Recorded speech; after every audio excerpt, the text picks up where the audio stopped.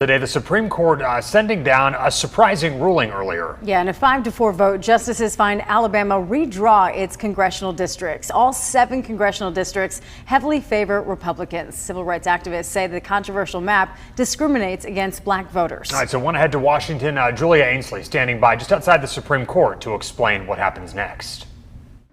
So we got a bit of a surprise here at the Supreme Court this morning. In a 5-4 opinion, the justices said that Alabama was in violation of Section 2 of the Voting Rights Act, meaning that when they drew their congressional boundaries, they did not allow civil rights groups, namely black voters, to remedy those violations that they thought that they were committing of the Voting Rights Act. They didn't allow them to properly say that, hey, look, our votes are being diminished the way you've drawn these boundaries. And they agreed with the lower court that said it doesn't matter what Alabama's intent was. They might not have had the intent of racial discrimination, but the effect was racially discriminatory because the black voters in Alabama would not have had the same impact when they went to the polls as white voters based on the way those congressional boundaries were drawn. Now, the reason this is a surprise is because, as you know, the justices have moved so far to the right. It's a 6-3 conservative majority on the court. But in this case, 2 conservative justices, including the Chief Justice, John Roberts, joined by Justice Kavanaugh,